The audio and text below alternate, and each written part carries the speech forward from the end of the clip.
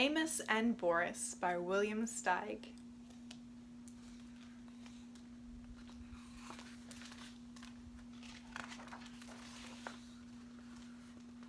Amos, a mouse, lived by the ocean. He loved the ocean. He loved the smell of sea air. He loved to hear the surf sounds, the bursting breakers, the backwashes with rolling pebbles.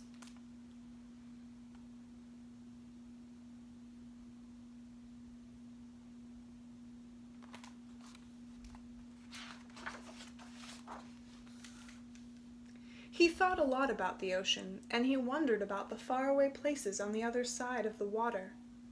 One day he started building a boat on the beach. He worked on it in the daytime, while at night he studied navigation.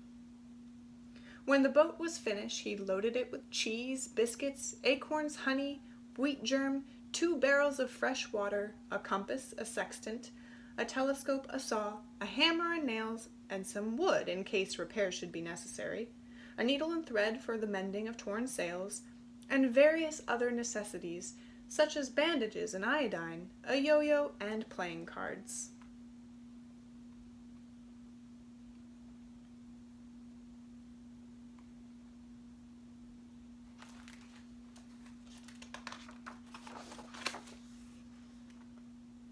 On the 6th of September, with a very calm sea, he waited till the high tide had almost reached his boat.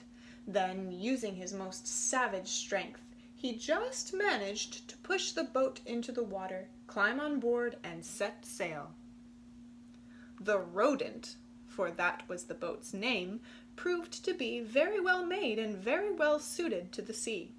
And Amos, after one miserable day of seasickness, proved to be a natural sailor, very well suited to the ship. He was enjoying his trip immensely. It was beautiful weather. Day and night he moved up and down, on waves as big as mountains, and he was full of wonder, full of enterprise, and full of love for life.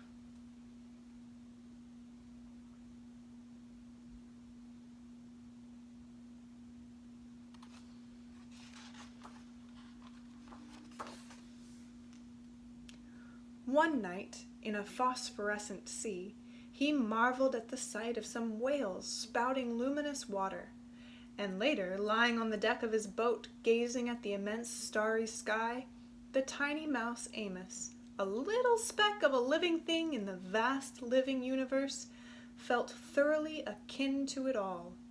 Overwhelmed by the beauty and mystery of everything, he rolled over, and right off the deck of his boat and into the sea.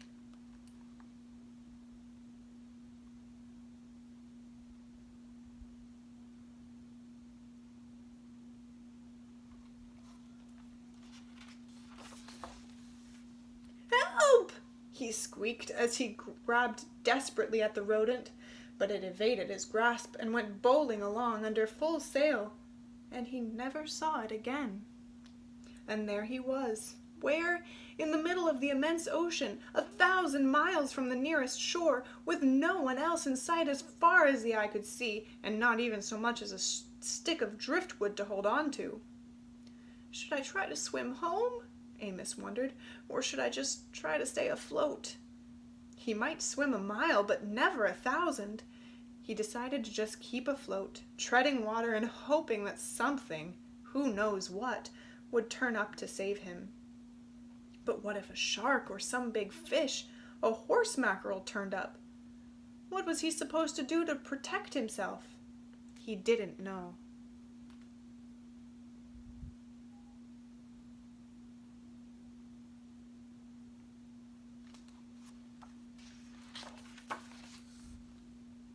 Morning came, as it always does.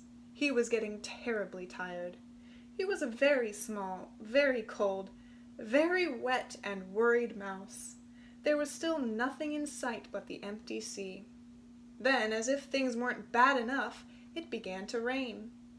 At last, the rain stopped and the noonday sun gave him a bit of cheer and warmth in the vast loneliness. But his strength was giving out. He began to wonder what it would be like to drown. Would it take very long? Would it feel just awful? Would his soul go to heaven? Would there be other mice there? As he was asking himself these dreadful questions, a huge head burst through the surface of the water and loomed up over him. It was a whale. "What sort of fish are you?" the whale asked. "You must be one of a kind." "I'm not a fish," said Amos. "I'm a mouse, which is a mammal, the highest form of life. I live on land." "Holy clam and cuttlefish," said the whale. "I'm a mammal myself, though I live in the sea. Call me Boris," he added.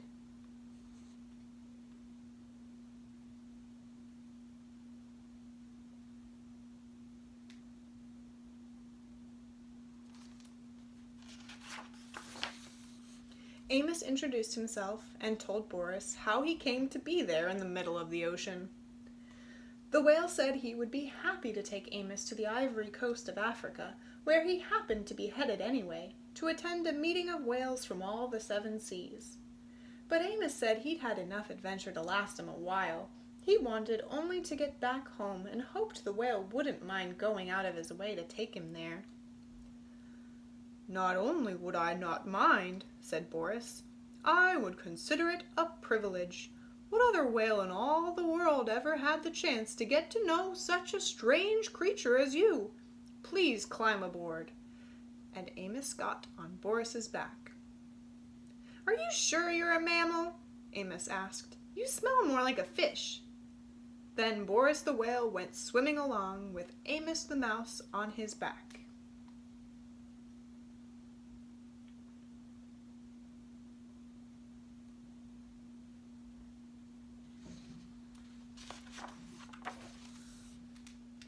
What a relief to be so safe, so secure again.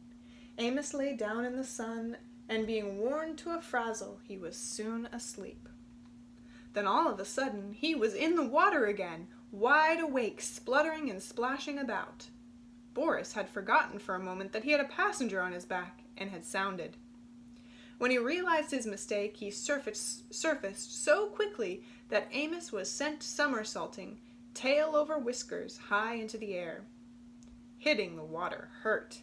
Crazy with rage, Amos screamed and punched at Boris until he remembered he owed his life to the whale and quietly climbed on his back. From then on, whenever Boris wanted to sound, he warned Amos in advance and got his okay, and whenever he sounded, Amos took a swim.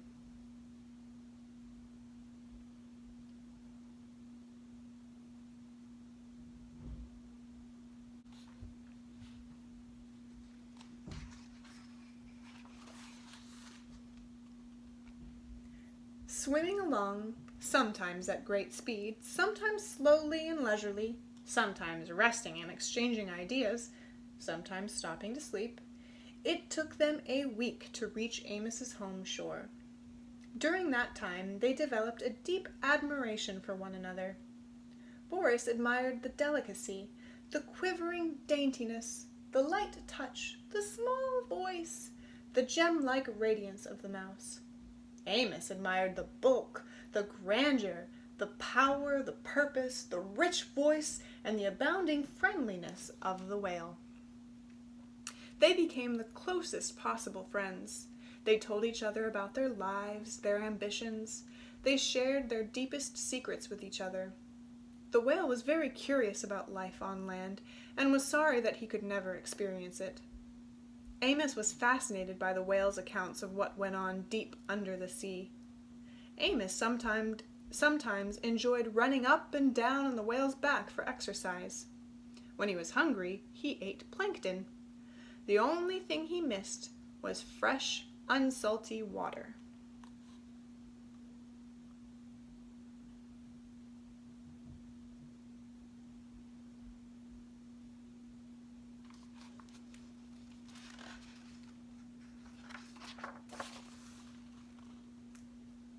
The time came to say goodbye. They were at the shore. "I wish we could be friends forever," said Boris. We will be friends forever, but we can't be together. You must live on land, and I must live at sea. I'll never forget you, though." "And you can be sure I'll never forget you," said Amos. "I will always be grateful to you for saving my life, and I want you to remember that if you ever need my help, I'd be more than glad to give it." How could he ever possibly help Boris? How he could ever possibly help Boris, Amos didn't know, but he knew how willing he was. The whale couldn't take Amos all the way into land. They said their last goodbye, and Amos dived off Boris's back and swam to the sand. From the top of a cliff, he watched Boris spout twice and disappear. Boris laughed to himself. "How could that little mouse ever help me? Little as he is, he's all heart. I love him, and I'll miss him terribly." Boris went to the conference off the ivory coast of Africa, and then went back to a life of wailing about, while Amos returned to his life of mousing around, and they were both happy.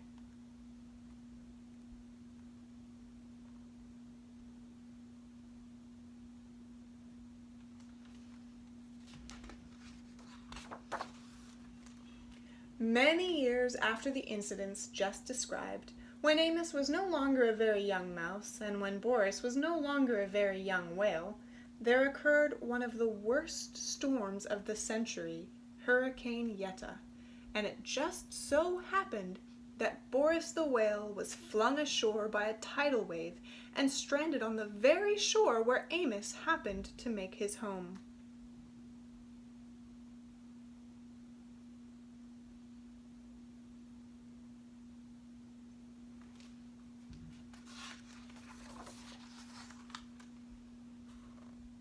It also just so happened that when the storm had cleared up and Boris was lying high and dry on the sand, losing his moisture in the hot sun and needing desperately to be back in the water, Amos came down to the beach to see how much damage Hurricane Yetta had done. Of course, Boris and Amos recognized each other at once. I don't have to tell you how these old friends felt at meeting again in this desperate situation. Amos rushed toward Boris. Boris could only look at Amos. "Amos, help me," said the mountain of a whale to the mote of a mouse. "I think I'll die if I don't get back in the water soon." Amos gazed at Boris in an agony of pity. He realized he had to do something very fast, and had to think very fast about what it was he had to do. Suddenly he was gone. "I'm afraid he won't be able to help me," said Boris to himself. "Much as he wants to do something, what can such a little fellow do?"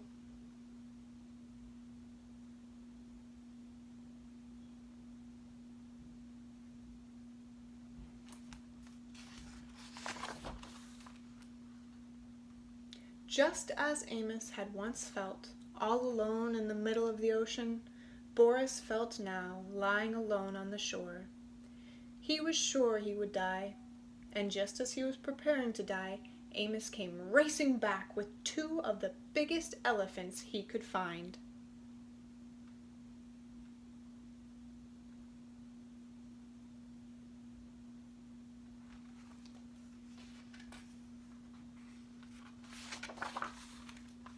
Without wasting time, these two good-hearted elephants got to pushing with all their might at Boris's huge body until he began turning over, breaded with sand, and rolling down toward the sea. Amos, standing on the head of one of the elephants, yelled instructions, but no one heard him.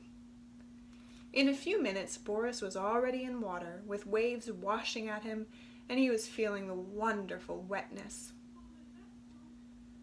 "You have to be out of the sea really to know how good it is to be in it," he thought. "That is, if you're a whale." Soon he was able to wiggle and wriggle into deeper water.